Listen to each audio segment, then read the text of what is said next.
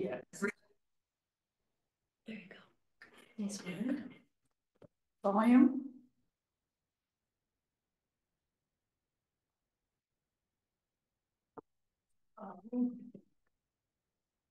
Close this. Let's probably maximize this. Trish, Ta-da! or do you want to mute us until we Yeah.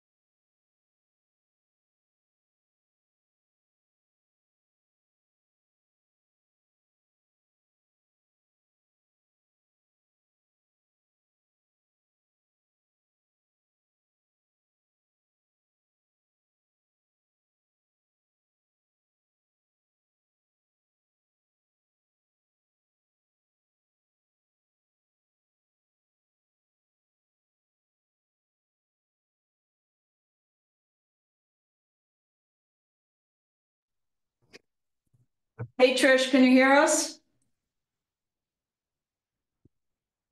Is she doing it online? Yeah, she has COVID. She does. Hi. Oh, I don't like to Wendy? hear that. Yeah.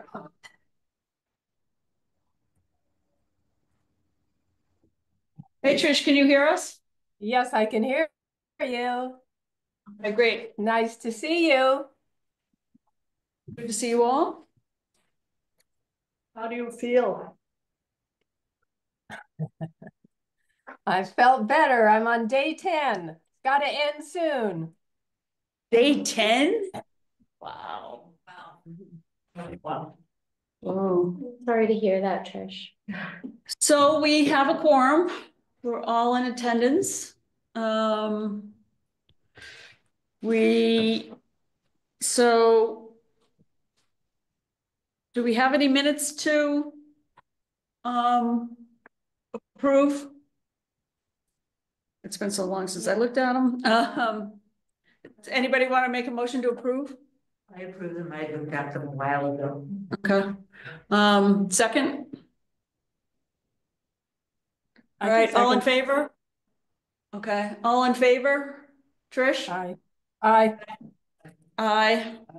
Are you on? Oh, I'm not on the committee. Sorry, I can't vote. Sorry, you can't vote. Sorry.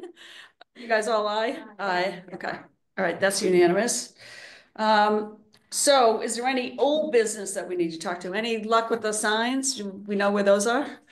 So we got them, and they are stored. I do think that we were going to have somebody open the boxes before we paid the invoice. Did that happen, Trish? Do you know? No, that hasn't happened. Zach and I will do that. He can only go on a weekday, and I haven't been able to do that with him because I have COVID. So as soon as I get better, then he and I will go and do that and open up the boxes and look at them and just make sure everything is good before we pay those rather large invoices. Thank you, Trish. Thanks for doing that. But yeah, they have been delivered, so that's That's exciting. And yes, is Zach gonna put them in? not until the spring because the grounds are Yeah. Yeah. But he's gonna take care of installing them, right? Yep. Okay. Yeah. All right, any other old business, Trish, that you know about? We have also been working on an informational sign for Bailey's Hill, and that has been printed. Ellen came up with the language for that, and it just recently was printed. So then I think that needs to get in the ground. That's pretty modest sort of a sign, so maybe that could get in sometime soon. I'm not sure of the timing, but in the works and will happen as soon as possible. We just approved the invoice today. Great. All right, so do we want to go to Miles? Yes. Hi, everyone. Everyone hear me? Yep. Yes. I want to thank you all for having me tonight. My name is Miles Connors. I'm the director of Barter Ecological. We've been working with you all at Bailey's Hill Park and at Fort Ruckman for the past few seasons, managing invasive plants and also beginning to start planting some native species this season. I wanted to run through a land management plan that myself and the team have started to put together to look at, review the work that was completed this season and also look at a few plant lists for going into future seasons for you all. So there's a little bit of a description of the work that we completed this year, as well as ideas for plant species on Bailey's Hill for future seasons. So I'm going to go ahead and share my screen with you all. Can everyone see that? Yep, just came out. Okay, excellent. So I wanted to first start by saying, just kind of giving a general timeline of the work that was completed this year. I thought that might be helpful to folks in the room that, weren't necessarily like out there day to day. I hope some of you had an opportunity to stop by when work was taking place this season, or at the very least, like had a fall walk after the work has been done. We started in this fiscal year, so it wasn't until late July, early August that we started in on some of the invasive plant management. And that started with in August, actually, in early August, we began with forestry mowing.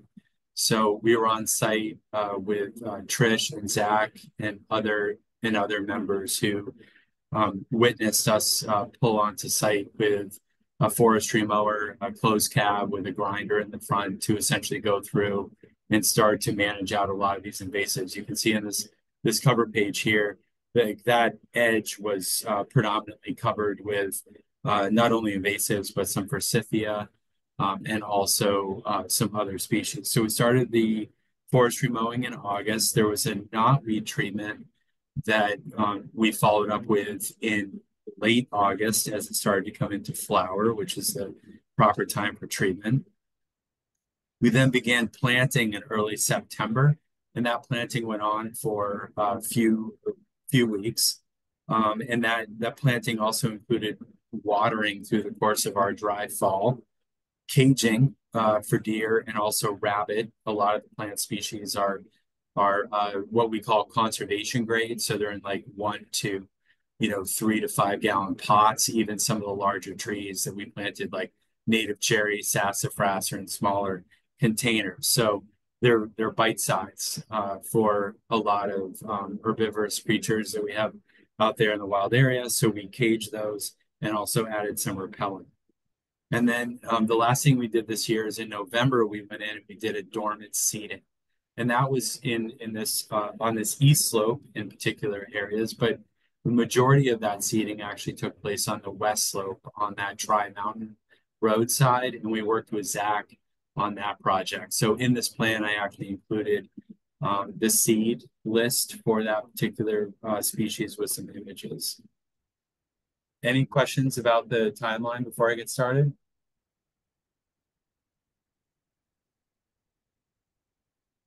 Nope. So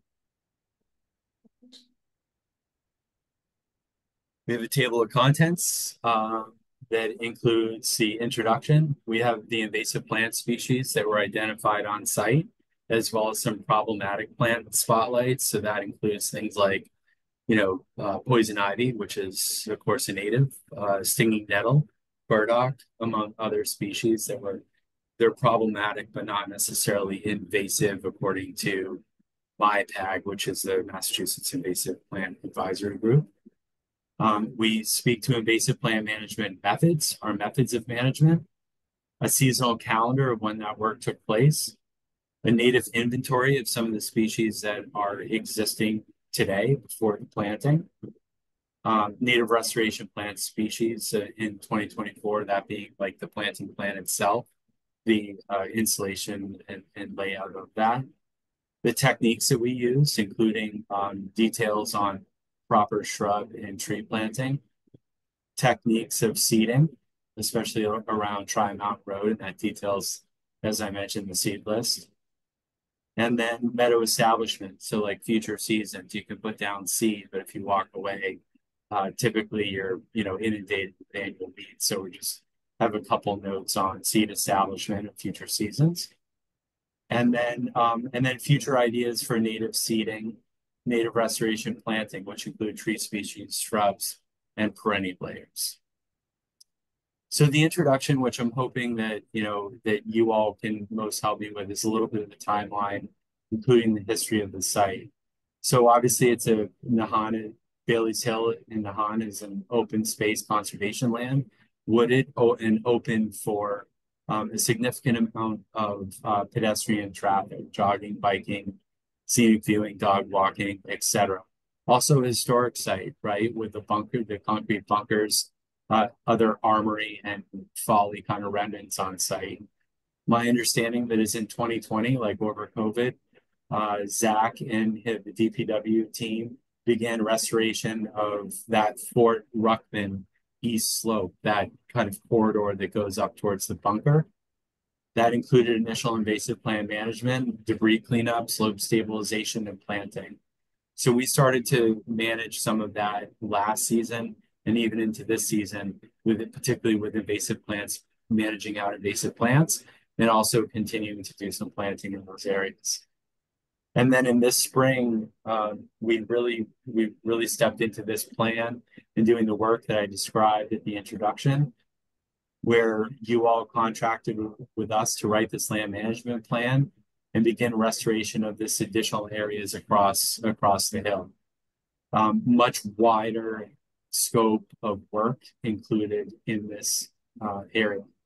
This image down below here, the horizontal image showing Bailey's Hill in the summer, actually shortly before we began invasive plant management. So you can really see that it's just like a dense kind of like shrub bramble along those edges compared to that first image. It's a lot more open up. So this document provides a planting plan for the Fort Ruckman East Slope, along that lawn edge, specifying plant species, quantities, sizes, as well as guides on best planting practices. Along with the planting plan, there's a seeding plan for the west side of the hill, like I mentioned, along Dry Mountain Road, specifying this custom seed mix with native species denoted. It also includes recommendations for ongoing invasive plant techniques, which will be necessary for the open space to continue restoration into future seasons.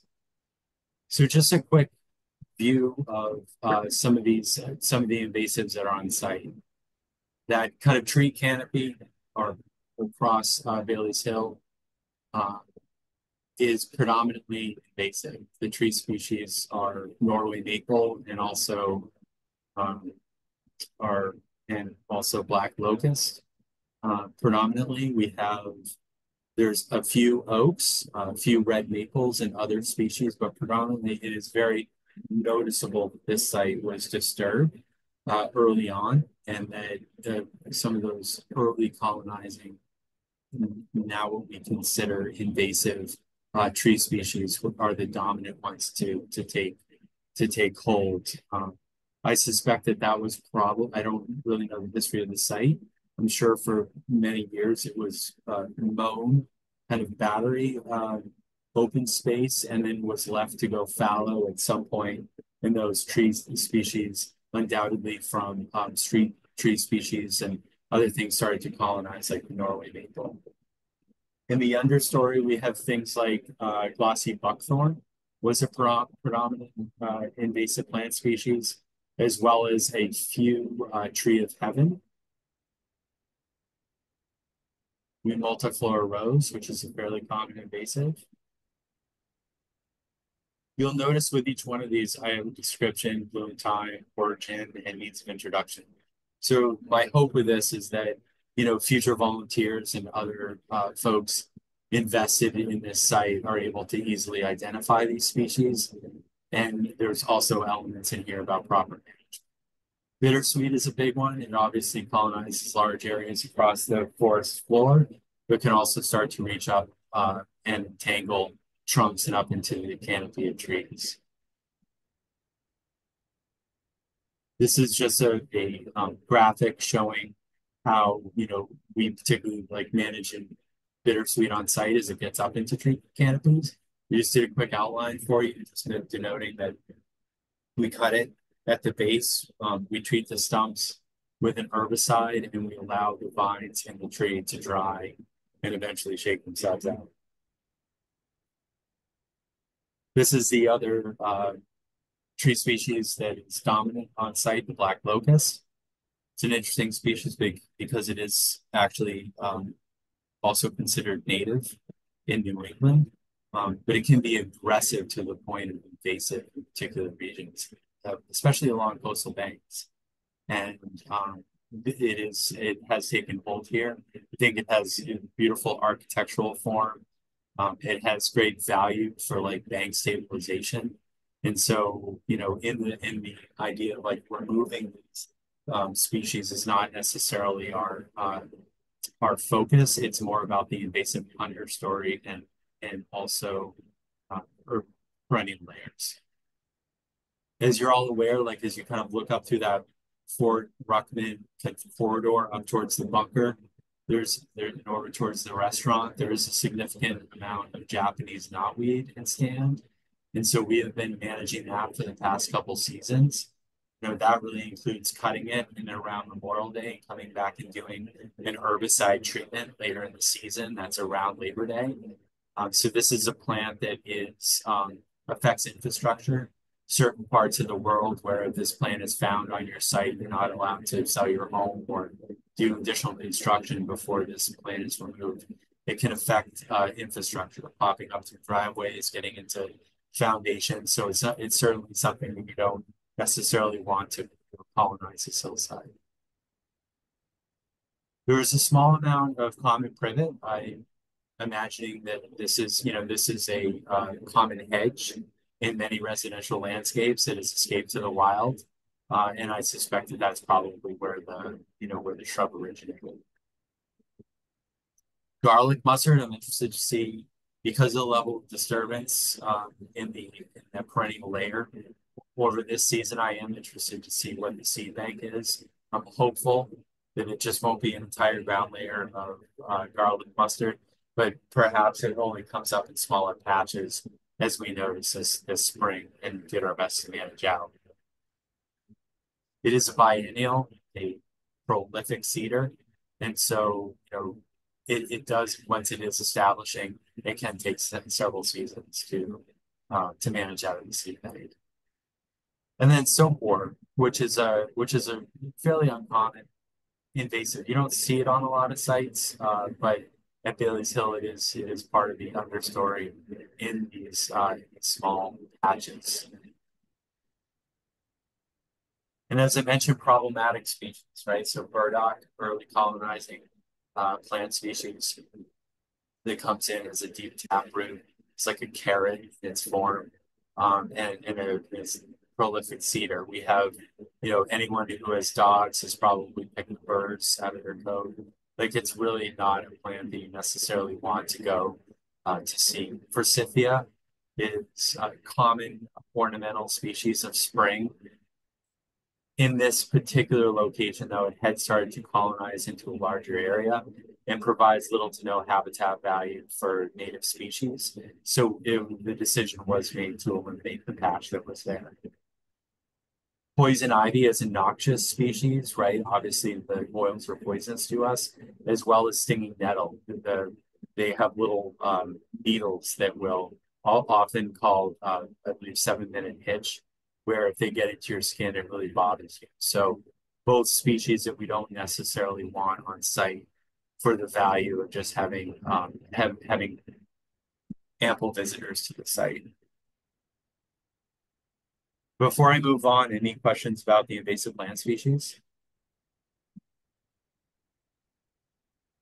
We had a couple different management methods, and these are pretty common in our work.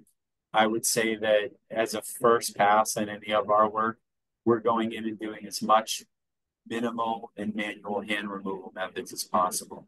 So we're really trying to reduce the amount of disturbance to any site, if at all possible. So any hand removal where possible, typically an inch in caliper and below. If you can imagine just kind of getting your wrist down along the base of a plant and being able to pull it out is really what we're looking to do.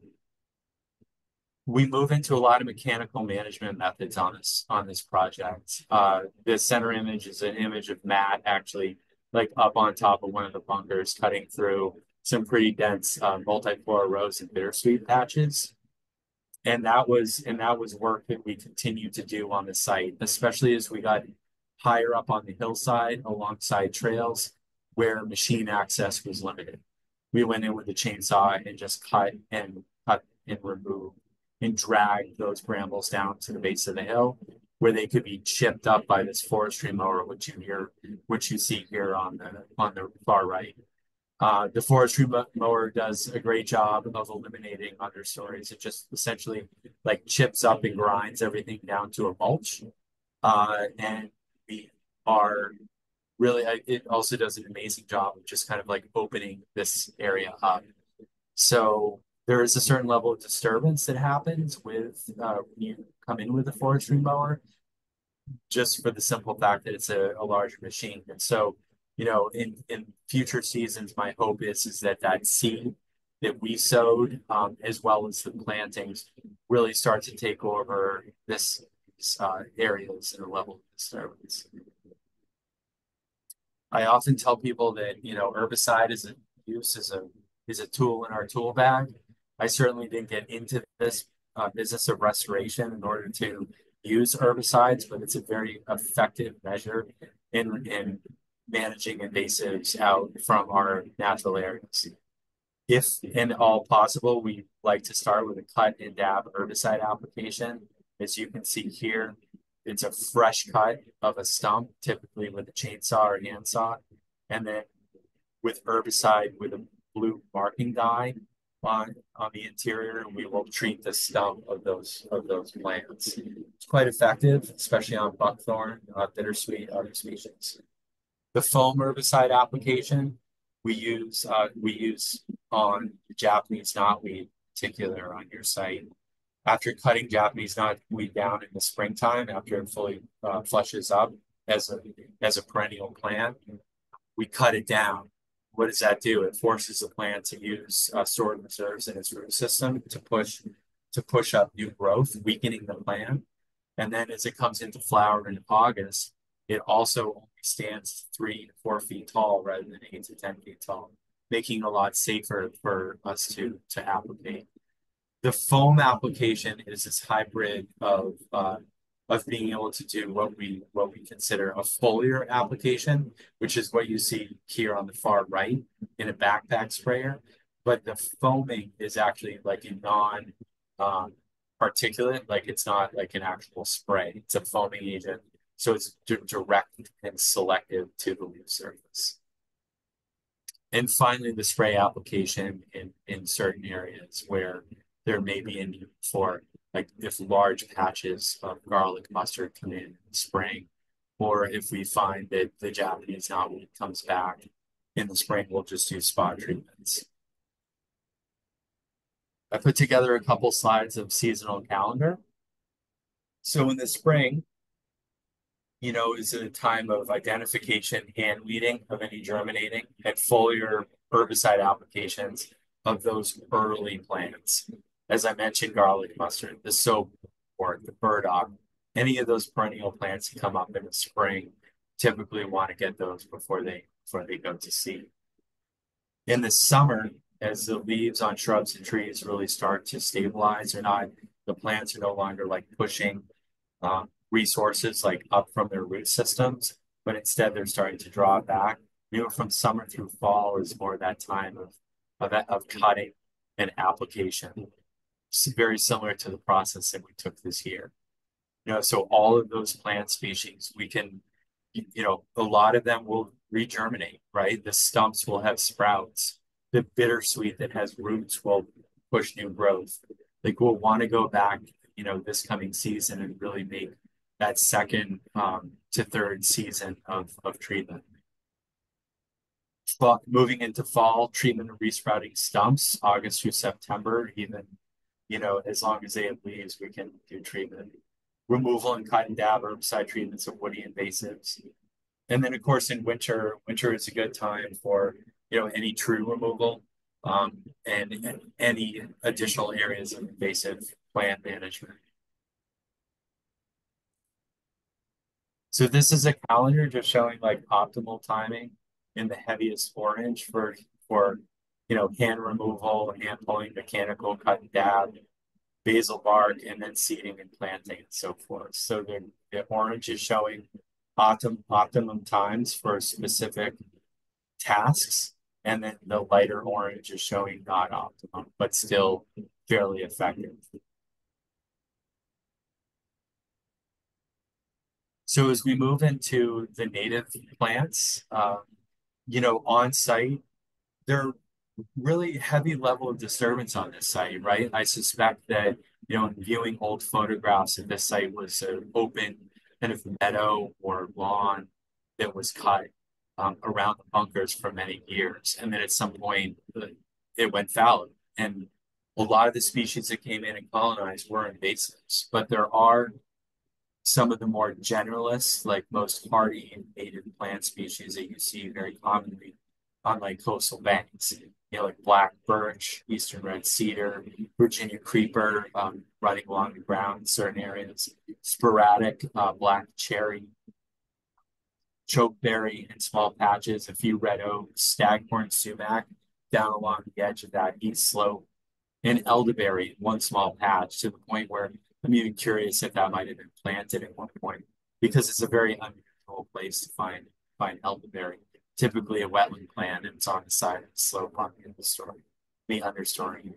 Some of the herbaceous native plant species include white wood aster, which is a great plant for this particular site. Enchanter's nightshade, often kind of perceived as a weedy plant in our gardens. Seaside goldenrod and other rough stem goldenrods. And as we look at that native plant community, we look at it as like indicators of what we do well. We're obviously on this coastal bank, but it's a forested edge. It's not this sandy dune. It's a little bit more protected, a little bit set back, but still gets like a heavy amount of, kind of nor'easter, like storm and salt spray, high tide, etc. So as you're looking along this, forested edge, you're really looking at those coastal bank species that would do well, right, in that particular native plant community. So I selected plant species for coastal banks that do well in this environment. Things like red chokeberry, sweet fern, hazelnut, bush honeysuckle, eastern red cedar, winterberry. This is a planting plan that actually replicates what we install along the edge of that eastern slope. You can also see in the top right corner here, like as you get up into that Fort Ruckman corridor, that we added another Nyssa, so another Tupelo tree was planted in that area. After a season of invasive management, we also added a few additional native shrubs like bush honeysuckle, as well as Comptonia, which is sweet fern, and some perennial mix into a seeded area, which has actually started to really come in with some native grasses. We added in things like butterfly milkweed, as well as some other native grasses. So I'm hopeful that, proper planting methods and protection from herbivores and everything, it's all fenced in. We put repellent down for late fall. That we start to see a lot of establishment of these species as we go in through next season and into future seasons. Please feel free to ask any questions if you have any as we go. I have a question for you. How will these spread? Will they spread so that they fill in some of the areas that are still fairly barren, or were they planted with an idea for them to spread to fill in some of the more empty areas now? Yeah, absolutely. So we'll start to see in a few of these future slides, like what the images of a lot of these plant species as they mature. I'll select a few out for you, like even the pitch pine, which is the Pinus rigida here, like it becomes, a very tall tree, right, in its maturity. Something like 30 to 50 feet if given the right sunlight. Sassafras, a taller, mature tree.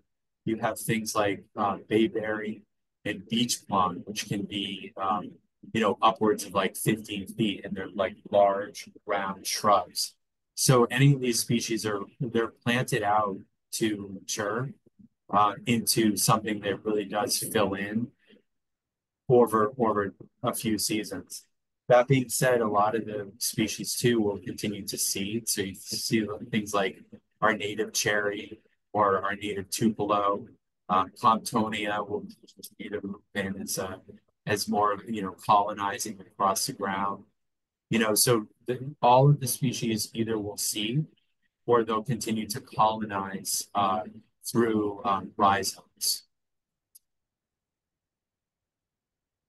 May I ask a question about the herbivores, or not the herbivores, but the herbicides that you're using? I mean, Sure. in terms of like what the runoff is from that and the I noticed the guy who's spraying isn't wearing a mask. I mean, are these chemicals that are, how toxic are these chemicals? What's the concern and protection for runoff and getting into the ground soil? And do they kill problems? I mean, do they work on the plant itself, or do they keep insects away from the plant? So could you just explain that for a minute? Sure. Yeah, so so the herbicide use is a couple things. We are using herbicides that are at the appropriate time of year, at the appropriate volume. So the appropriate time of year would be, in the late summer to early fall. They're targeted. So a lot of the cut and dab herbicide application directly to a stump, the herbicide is translocated like into the stump. Or even some with foaming or foliar application, it's targeted to the leaf surface and translocated into the vascular system of the plant. As far as the herbicides go, most of the herbicides that we use on site are a triclopyr-based herbicide, and that is specifically for the woody plant species in a very low volume. So the cut and dab is actually probably the highest concentration, around 50%. But again, it's a extremely like low volume. Like we're literally painting the top of the sump, and the herbicide is taken into the root system. Because a lot of the herbicides, according to the label, are and we're obviously using the herbicides according to label, are broken down and have half-lives over days, right? So when we're looking to apply, we're also looking at the future forecast and making sure that that we're not going to have rain, we're not going to apply only to have herbicides washing into water supplies. So there's a lot of techniques that we use to make sure that we're safe in the application and that they're targeted and that they're low volume. Does that help answer your question? Yeah, no, thank you for addressing that. Yeah. So I have a question. Maybe this pertains more to the outer hill than to the Fort Ruckman part, but I wonder how you find a balance between clearing out the underbrush and invasives and still maintaining habitat for insects, things that are needed for the bird population, bats, etc. It's there's a lot in the outer point of Bailey's Hill that is really, I have a feeling, is going to all be get cleared out. And I just wonder, is there a balance sought to keep some fallen logs that are needed to keep the insect population going, and to try to, maintain some habitat, particularly for the birds, bats, whatever. Mm-hmm. Yeah, no, really, really great question. And that is absolutely like part of our work. I would say that in this particular instance, like even like some of those areas of kind of like what we would call slash, where there have been like blowdowns of like black locusts along edges of trails and so forth. A lot of that was left, right? Like that is all like left as habitat value. And but some of those lower areas, particularly on that east slope, were all invasive, quite frankly. Like it was all invasive shrubs. Now, I have been tested by others on this kind of like this idea, and I will say I agree with such statements, is like invasive or not, it provides like there's habitat value in invasive plants, right? It creates like there's a thicket, like it's an edge habitat, which is it creates a lot of activity in these particular areas. Now, that's ultimately you can kind of see like even in this planting plan, like that's what we're essentially trying to recreate using plants. We're trying to take out the invasives, which have little to no value other than like structure, right? Like a thicket or an edge effect for protection for some of these bird species. But really no value in terms of like food or nectar habitat for birds or other wasp bees, other pollinator species. So by eliminating the invasive plants and introducing these natives, and it might be a good way to kind of go into some of these graphics that we put together. You see like Aronia, the red chokeberry as an example. We have these images below of like wildlife attracted to red chokeberry. Now, oddly, we also have white-tailed deer. We could certainly add rabbit to this. So the rabbits browse on chokeberry, but a really great species when it comes into flower in early spring for the green sweat bees, and also high fat nutrient value for birds as it comes into fruit later in the season. So great value, whereas a lot of our invasive fruit are essentially more sugars, they're not fats.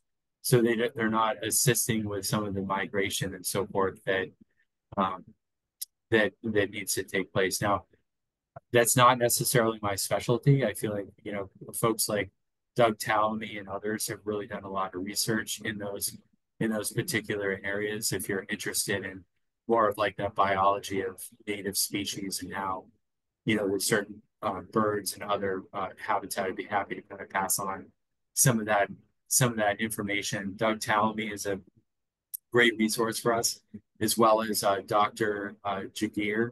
That's Gear, and he's down at UMass Dartmouth.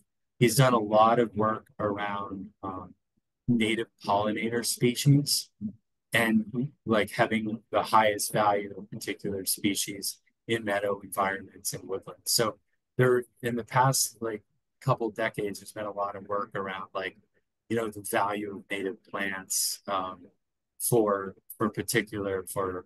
wildlife value. So I hope that answers your question. And as we kind of go through these slides, because the one on the right here, American hazelnut, again, as it comes into flower, provides pollen, and as it comes into fruit, provides a great source of essentially like a nut source for like, grouse, deer, turkey, blue jay, etc. Juniper as well, being an evergreen, it's an incredible protective plant for habitat value, like the structure of the plant. It's a great nesting habitat. Well drained, it really likes those hot, like, east facing slopes.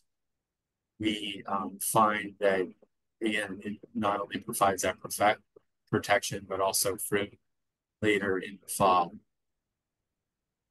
The black tupelo, similar, has great fruit. I mean, it has a value as it flowers for pollinators, but also fruit as it comes into later in the autumn. Beach plum, we enjoy ourselves through jams and jellies and so forth, and it has incredible value for both pollinators and for wildlife. Winterberry is one of my favorite shrubs for the winter landscape, especially this time of year. As you kind of look out over wetland landscapes, a lot of brown, coppery colors, and then you have this like intense red.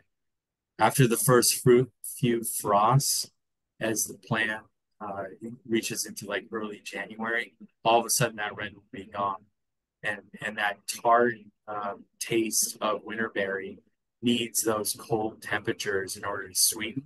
And once that occurs, birds literally will flock in and strip the shrub off within like the first few weeks in January. So kind of an interesting plant there. The northern bayberry, again, like thinking about some of this habitat value, like 5 to 10 feet in height and also spread. Winterberry, the same thing in Virginia rose, creating thickets like 2 to 4 feet, but can move from, like a 1 gallon plant out to some, cover like 3 square feet within a season. It really, really likes to run, attracting a lot of, again, pollinators in the spring and then fruit in the fall. We talk about methods, like, so I wanted to just introduce the shrub planting detail, for anyone in the future who's planting, shrubs on site. We often will use these smaller kind of conservation grade shrubs that are, they're well rooted and they're ready to go into the natural environment. They're not these larger kind of like B&Bs that can take some time to like settle in and develop root systems and then begin growth. Like their younger plants really have an opportunity to take off. And in that planting, we're moving it from the container, making sure we're roughing up the root system, revealing that root flare, which is really where that shrub layer meets the soil and flares out to the soil. Creating a ring to make sure that it will hold water as we're trying to establish it, and putting shredded leaf mulch around it, a little bit of organic, nitrogen and composted leaf mulch is good for any root system that's starting to establish. And a similar detail for the bald and burlap tree planting, you can see in the top image here, we will use a dingo like an auger to pilot a hole often. And, that allows us to really make like a nice open, disturbed soil that roots can really start to establish and get into. We want to make sure, again, the root flare is really established as that trunk meets the soil surface. You really see that flare that comes out.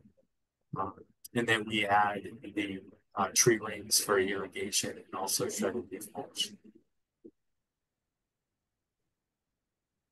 This is the Tri-Mountain Road seed mix. So the native restoration techniques in the seeding, these are particular species that we use. So we remove leaves, we disturb the soil manually, and then we came in this lower picture with the team. You can see us essentially mixing the seed mix like into a mulch, and then we take elements of it, we go and we just surface scatter it over the top and then put down a straw mulch. So this is a dormant seeding, meaning that you do it after any fear of germination days. So this seed will start to germinate in the spring and establish ideally over the next couple seasons. There are some early like cover crops in here. There's like a Virginia rye and a few other kind of like annual cover crops just for stabilization. But ultimately, like we custom made this mix for you all, like based upon the shady location of this site and that west facing like hot afternoon sun. Some of these species or most of these species are fairly generalist. So we're obviously not seeing things like, I'll just use an absurd example, like, pink lady slipper that is very specific to, soil chemistry. Like these species are very generalist, prolific seeders, spread by rhizome, and are like high pollinator species. So like things like our early spring eastern columbine, our common milkweed that we often see, this wild bergamot, which is Monarda fistulosa, a great rhizomatous like Monarda for hummingbirds and also monarch butterflies on other species. Penstemon digitalis is white foxglove. Over here, this is our native foxglove, not the European one, the biennial that we often find in our cottage gardens. But prolific seeder that would cover and start scattering seed, provide great habitat for bees and butterflies and moths. Rebecca Herta, you're all probably familiar with black-eyed Susans in our garden. So that is a small percentage of the mix and almost considered like one of those uh, like cover crops as well. Usually comes on super strong in the in the first like season or two, it fades out as other more longer lived perennial species come in. Couple species of goldenrods as well, among other species. There's different grasses, sedges in that mix, but I wanted to at least pull out some of those like hot, like pollinator species. The establishment, so just another couple of slides here, but the meadow seed establishment, just to point out, we have year one, the task is mostly about, like the site preparation and proper seeding happens. In year two and future seasons, it's about mowing, identifying, and by mowing and like string trimming, like over the top, just to make sure that burdocks or like poke weeds or artemisia, other kind of perennial weeds don't take over. You want to string trim those out so they don't go to seed. Some minimal hand pulling. It's about identification and proper treatment. There may need to be some spot seeding here and there based upon, the winter. Sometimes we find that like heavy rains may wash, areas out over it, but that's why we put down the straw in this mix. But we will start to see next year some germination and years moving forward. Miles, I have a question. Sure. Did you folks plant some plugs along the Tri-Mountain Road section, or was it just seed? I think Matt and Isabella did also plant some plugs on the Tri-Mountain side. Did you Okay. notice some? I didn't see any plugs, Yeah. but Yeah. Plugs, did you see any? No, I think this is just extraordinary. Is there enough sun? I mean, it's sort of a shaded area and those look like what you would, Have in garden. not so much sun is needed for that. Well, some of the species actually, so it's west facing, so I think it actually does get a lot of like it gets a blast of afternoon hot sun on that side.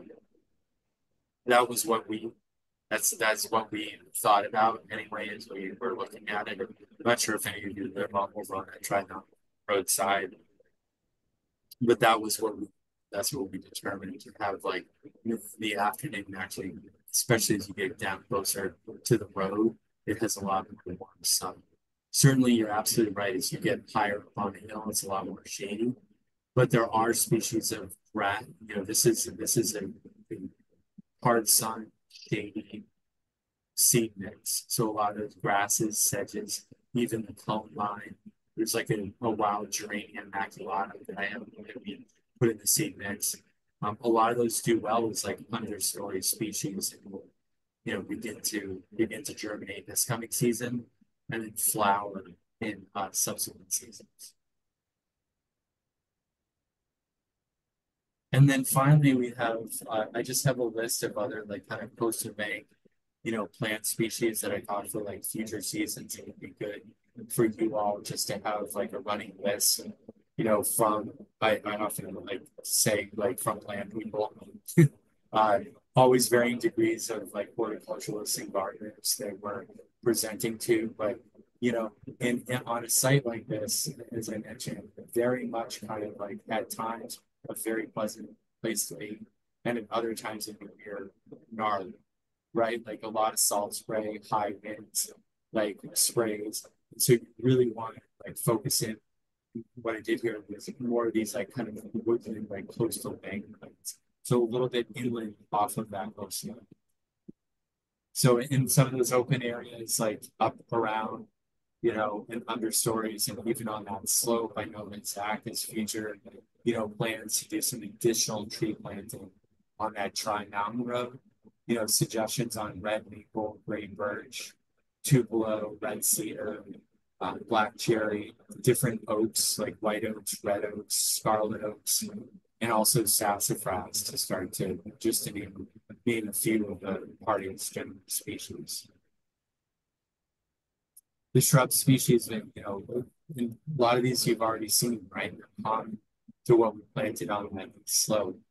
But bearberry and red chokeberry, summer sweet, which you may know as plethora, sweet fern, winterberry, bayberry, beach plum, Virginia rose, elderberry, and Irish blueberry.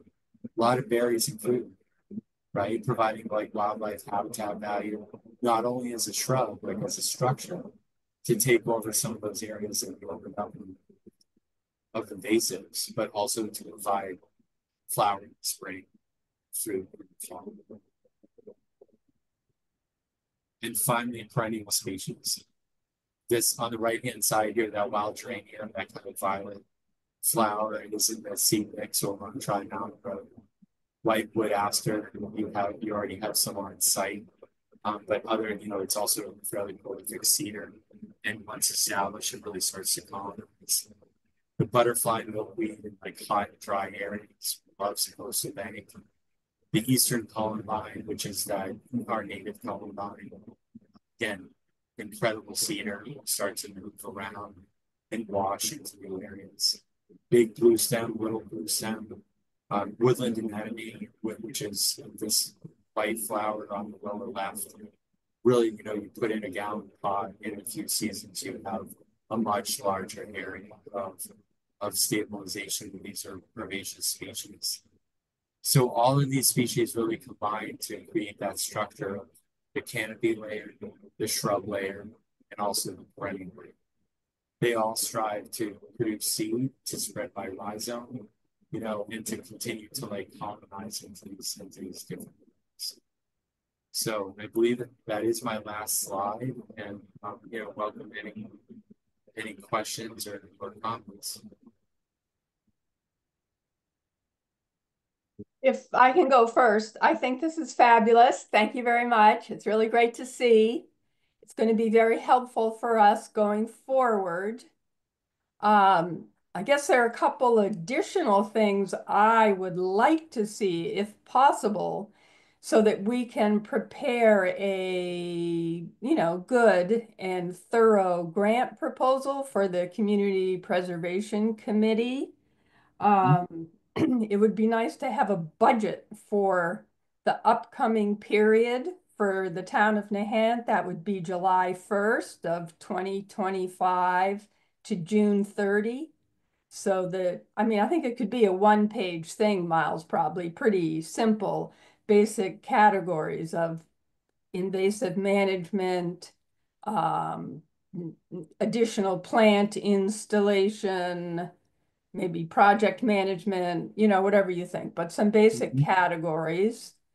Also, if it would be possible to have a map, the committee and the volunteers on the Community Preservation Committee and other people in town were confused about where is this area? Where's Bailey's Hill? What part of Bailey's Hill are you talking about?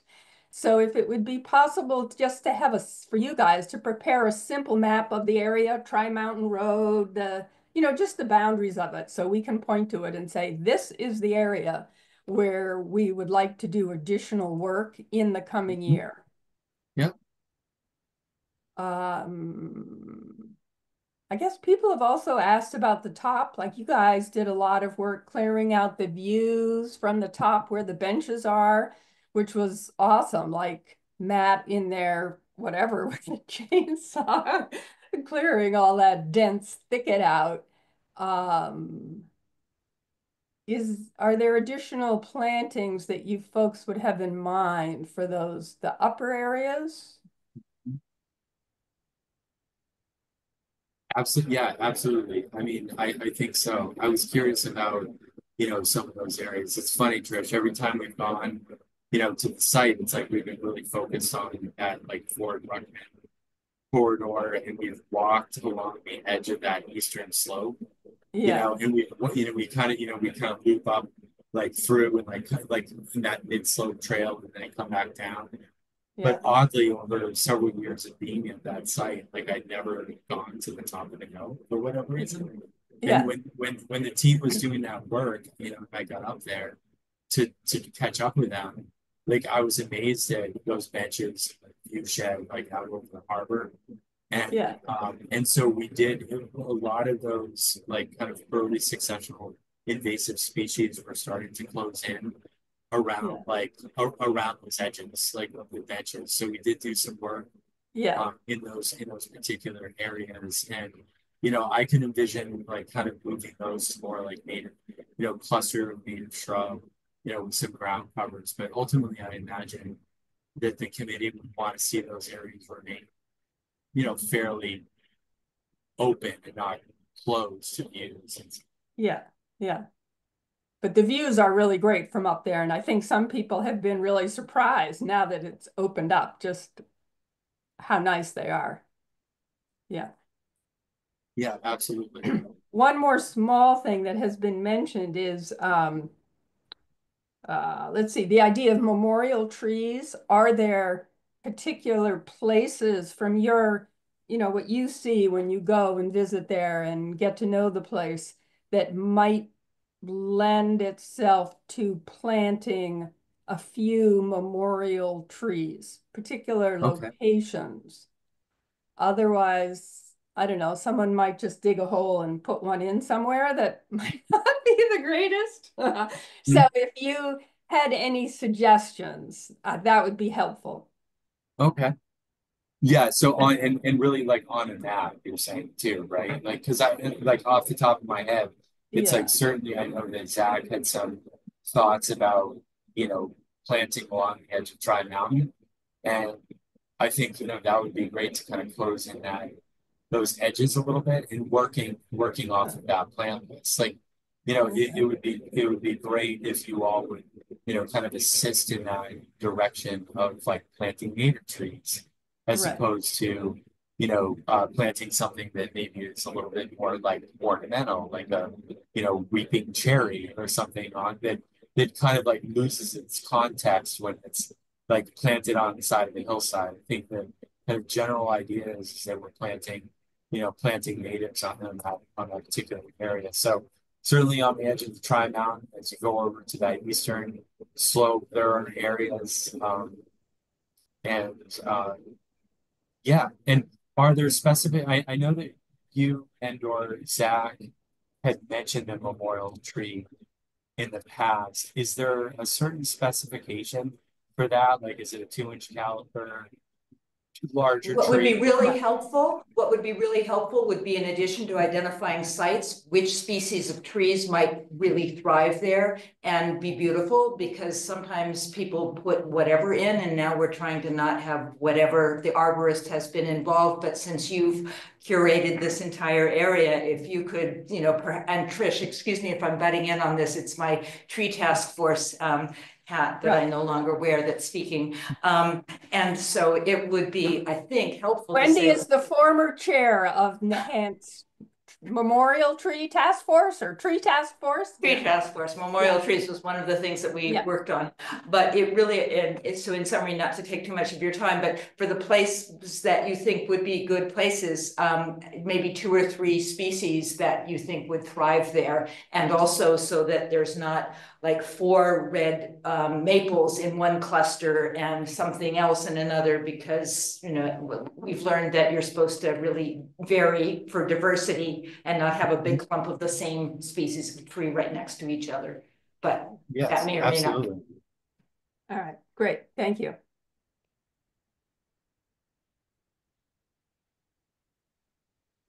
Excellent.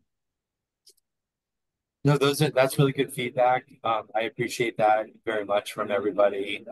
So what I'm hearing, from that feedback, budget for like the coming year, map of the overall area. So like looking at some of the perimeter areas, like trying out a larger context instead of just kind of focusing in on that eastern slope, but a larger contextual map of the site. That would be great. Thinking about planting as part of that proposal for next year, including invasive plant management, and then the memorial trees. Mhm. Excellent. I think that's a great idea. Memorial trees. Isn't there a move too right now, just out of curiosity, to trees and away from benches? Is that true? Yes, Yeah. yes. Yes. They're running out of places to put benches. Now it's pretty small. So people are thinking now about trees. That's great. We should all be thinking about trees. Yeah. Exactly. No, that's excellent. So our grant application is due January 27th. Okay. So you've given us a lot to use, which is terrific. So in particular, the budget, if we could see that, then we'd, that's a key piece we'll need. Absolutely. I'd be happy to do that. Yep.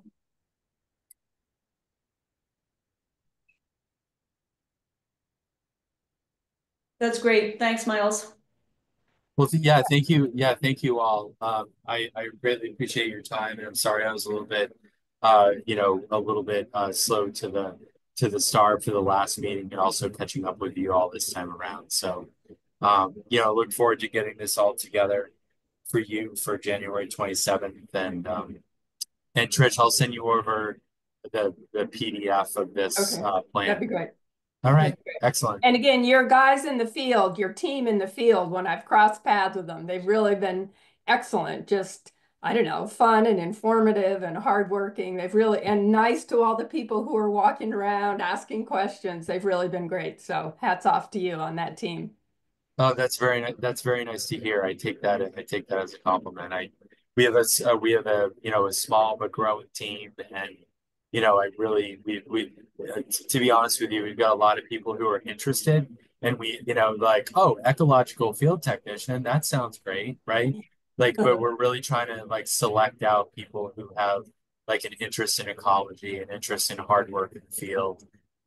It's not, it's a lot of days, it's not easy work. So, No, it's not yeah, glamorous slogging right. through all that, I don't know, hard packed rubble and concrete and rocks and all the rest of it. So, Exactly. All right. Well, yeah. Well, thank you all very much, and we'll be in touch. Thank you. Great, thank you. thanks, All Miles. right. Thank you. Good night. Well, that was great. Really great. We get to see those pictures in that PDF with all those great tree pictures about what will look where. Yeah, Good. nice.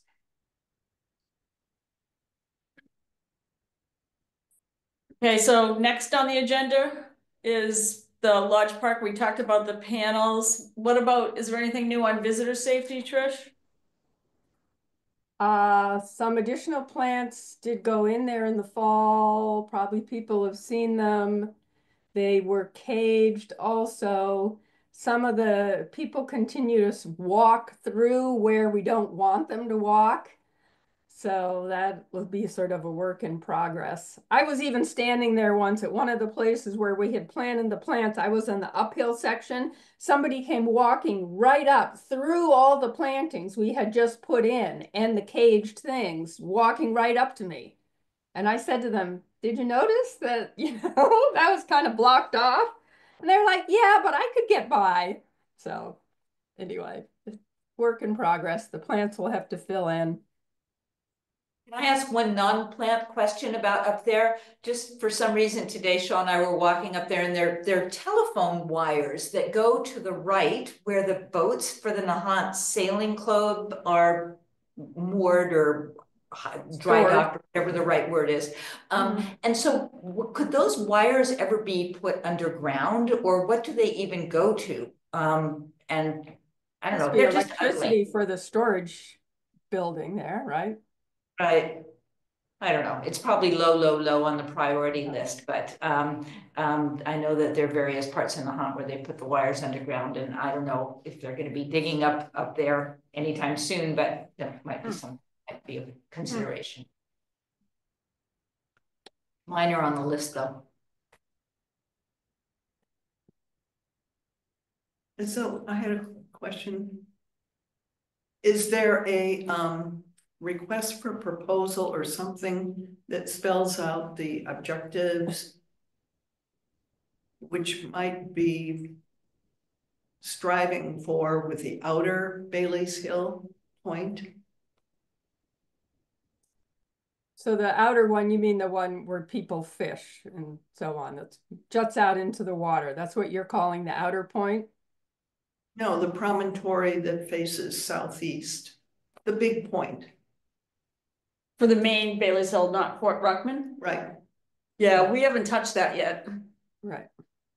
So there isn't a request for proposal or a plan or objectives or anything. Not that we've done, not that this committee's done.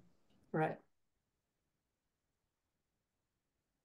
We could certainly think about that for the future, I guess. We've sort of had our hands full with the other part of Bailey's Hill and with Lodge Park. So.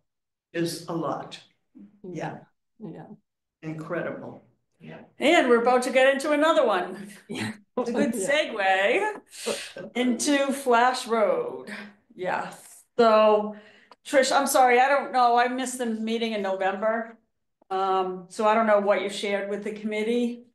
But in early November, I met with Halverson Design, Zach, and Tony Barletta to talk about what we're expecting for a master plan for that area. So I have a couple of, this one doesn't really, this just shows the area that they're talking about, but that shows one of the things that Halverson came with. So what we'd like to do is to devote a meeting of the Open Space Committee in either January or February and invite every interested group you can think of that uses that area to sort of come in, meet with Halverson to talk about people's priorities. So what I'd love to ask you, Kelly, you and Rebecca to do, because I have no idea who uses it. I know you had told me a lot about soccer, Kelly, is to try to get some names of people who are involved in Little League, soccer, anything for kids. I can handle Recreation Commission, you know, the people that I can find from the town report, and reach out to town hall on it. But what I really need is the people that do a lot of the organizing for kids, because they're not really on any committees or anything. So I just need names and preferably email addresses to be able to reach out to invite people to this meeting. And then we have to decide on when the meeting is. We're gonna reach out to the schools. I wanted to reach out to the principal. Tony thinks we have to go through the superintendent and the school committee. So I'm just gonna list everybody. And try to come up with a list that I can share with us and then also share with town hall to see if we've missed anybody. I do not wanna miss anyone. Because I want, the last time something was proposed by Flash Road, there were a lot of people who didn't like it. And I'd rather avoid that. And the whole objective here is to come up with just a plan. That's all we have the money for right now. And then we're gonna have to figure out what that plan's gonna cost. And so that's really it. Really. So we have to decide on some dates, and I can reach out to Tony and Halverson to try to get some available dates to do it. So will that include the tennis area, or it's just the grassy? So when we met, we walked the entire area when we were there. I think we're avoiding the tennis courts because those were just done. I don't know if we're gonna really key in on the playground area, because that's pretty, everybody was pretty happy when we walked it with that. Tony wants to do a splash pad. He's still talking about the splash pad? He's still talking about the splash pad.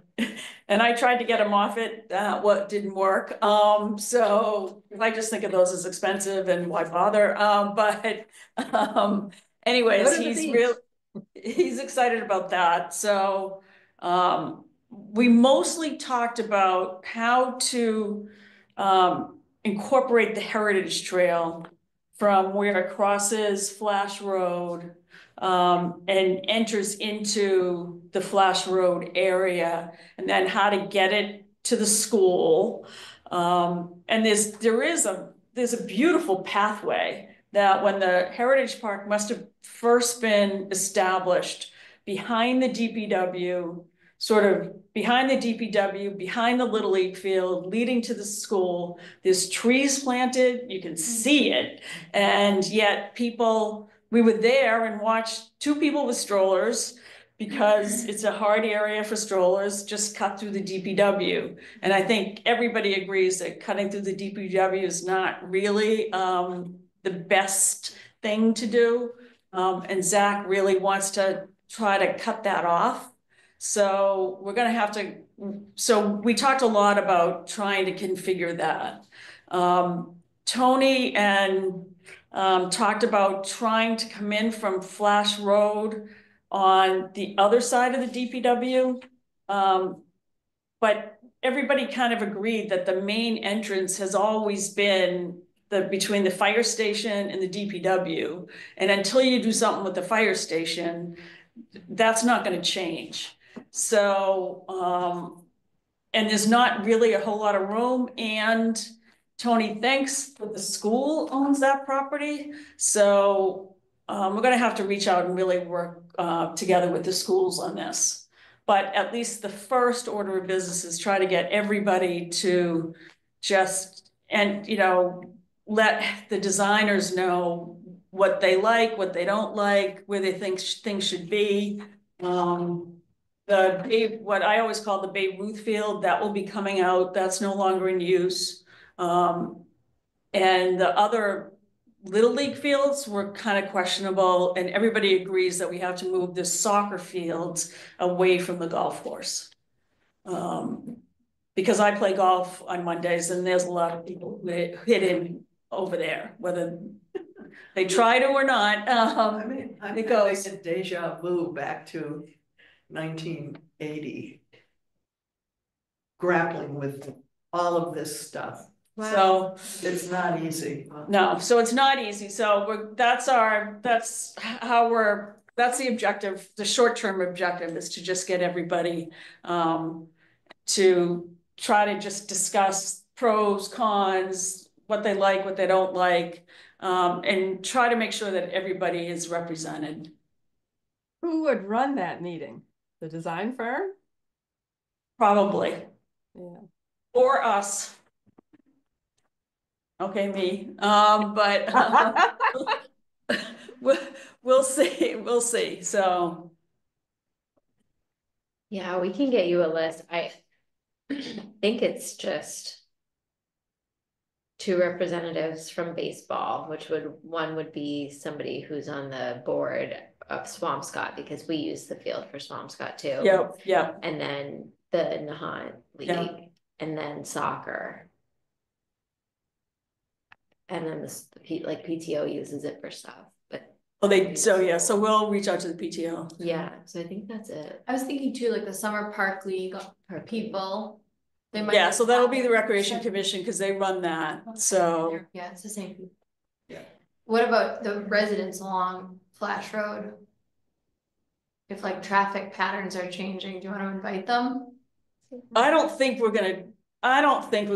think after talking to Zach, we're probably not gonna tackle traffic patterns. Yeah. Although there was a lot of discussion about how the schools use it's not even Flash Road, it's Castle Road, and what's been closed off and what's open, and but I think at the beginning, we're not really gonna, maybe we'll tackle that, I'm not really sure. Halverson was looking at that. They took a lot of pictures of that area. We happened to be there when people were, I think it was mostly teachers at that time, were coming around, and everybody kind of agreed that having vehicles that come down through there, especially that wood play area for kids right behind the school, probably isn't ideal. There's constantly kids running back and forth. It's pretty dangerous. And so that's the pickup lane. That's the pickup access point for 3 through 6. So if you're picking up an older kid, you're using that back access point every time. There's no other way to get there because it's a one-way. Right. So we did talk about that, and we didn't resolve anything. We just threw out things for discussion. So Halverson is looking that they took a lot of pictures, actually took some measurements while we were there. So we'll see about that. I mean, I think initially I'd really like to focus on the fields, and then tackle some of those other problems, because that can be done more with, the people on the fields don't have to attend all that. So now that I'm thinking about it, maybe we break it down into doing the fields first and then tackle the school things. Although I don't think you can do it in a vacuum. So I think everybody has to be there at the first meeting, and then we can see how that goes to start breaking out some things. Yeah, I think it makes sense, like you said, to get a holistic view of maybe every challenge, and then, okay, we're going to pick off these 4 that if we know that if we pick off these 4, that they're not going to impact the potential to pick off the rest later. Right. So yeah. Strategic. Awesome. This is exciting. You're like, oh yeah. So that's it for me on the Flash Road. So if you can email me just names, if you think of names, that'd be great. An email. And obviously the fire department would be invited. Yeah. Fire department, public works. Golf course. Golf course. Yep, we talked about them. So,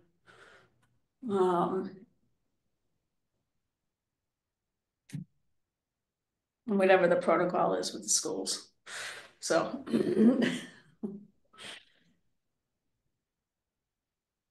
And then we can start thinking about some dates. I'll reach out to Tony about some dates and then let everybody know. Well, speaking of dates, for the next meeting of this committee, I was thinking maybe Tuesday, January 14th, which would give us a little bit of time before the CPC deadline of Jan 27. How does that sound, Rebecca? I know, I want those detailed notes from him as soon as possible. Yeah, I'll nudge him on that for sure. Okay, even just the budget. Yeah, exactly. And why is it still being, I'm just so confused, why is it still being called the 2024 plan? Shouldn't it be 25? Or was he kind of using that as the summary? He was talking about we need summary. To know, like, yeah, I guess we really need to know, like, what are his 25 plans specifically? Right, exactly. Yeah. Yeah. And just to confirm, we didn't meet in November, right? Correct. That meeting was canceled? That meeting was canceled. Sorry. But Miles couldn't make it in the end. He wasn't ready, so we decided not to meet in November. Yeah, sorry, I forgot about that. So you guys didn't hear anything about what I did at Flash Road? No.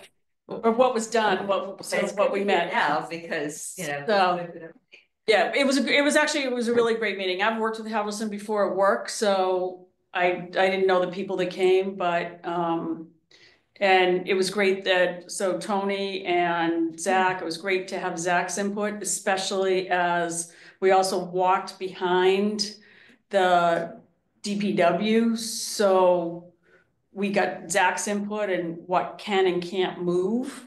So that was good. And it was great to just walk around that area and really talk about it. So we were there for over an hour and a half, almost 2 hours, so it was a long time. Wow. So we really covered all of it. You know, the gardens, that new playground, I'm not sure why that's there, but so, and we did talk a little bit about that because that might have to go, but depending upon what we do, but like the repurposed old stuff that they moved. Yeah, the new playground with the old. Yeah.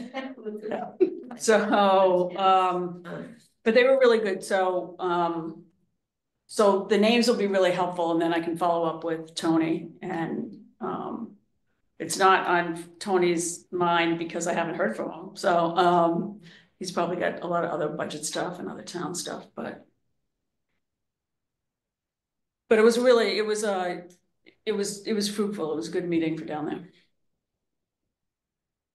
Thank you for doing that. Yes, thank you. Well, I don't want what happened the last time to happen, and it would be really nice. I mean, things need to happen there, so, Yeah. you know, there's a lot of kids playing soccer, just that alone. And you need to get it away from the golf course. Yeah. So. Yeah, and it needs to be accessible. Yeah, and the grass is terrible, you know, you get the whole infield of the Babe Ruth field, you got the Babe Ruth structures falling down, you know, all of that, so. Like disrepairs. Right, Like exactly, exactly. So. Boy, if you want to see big arguments, Yeah, I just try to know. move the soccer field. I know, I know. Anything else? Well, how's Tuesday, January 14th for the next meeting? Is that a go? That's good for me. Thank you. Hey Trish, how's Nancy doing? I haven't heard too much. I did hear yesterday that she is coming home on January 3rd. We'll be at her house, back to her house, January 3rd. I saw her quite a while ago now, and she was in very good spirits and busy with all of her PT, OT, this T, that T. She had a very busy schedule. So. But good to hear good. she's in spirits, that's for sure. It'll be a very long, process. Well, it's good she's coming home. Yeah, it's good she's coming home, exactly.